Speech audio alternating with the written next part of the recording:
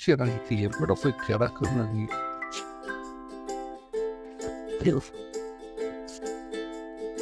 അത് എവിടെ പോയത് ഞാൻ ഇന്നലെ കൊണ്ടുവച്ച സാറെ കാണത്തിന്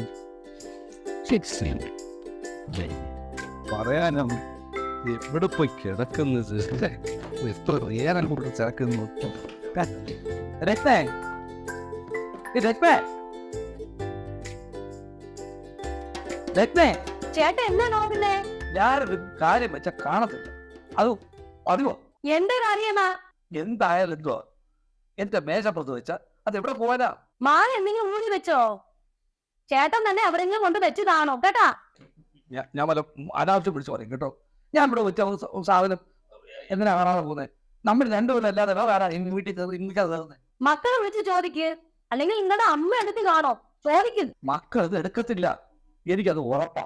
നിങ്ങൾ തിരക്കുന്ന സാധനം എന്താണ് പറ, എന്നാലേ എനിക്ക് മറുപടി പറയാൻ പറ്റും.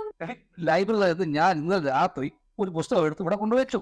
അത് ഈ രാത്രി കൊണ്ട് എവിടെ പോനാ? ലൈബ്രറിയിൽ വെച്ചേ. ഓ അതാണോ ഇത്ര വലിയ കാര്യം? 101 വയസ്സ് വരെ എങ്ങനെ ജീവിക്കാനുള്ള പുസ്തകമാണോ? ഓ അത് തന്നെ. നീ അത് കത്തിച്ച് കളഞ്ഞോ? കത്തിച്ചൊന്നും കളഞ്ഞിട്ടില്ല, ഞാൻ അത് മാറ്റി വെച്ചിരിക്കുക. നീ അത് എന്തിനാ മാറ്റി വെച്ചേ?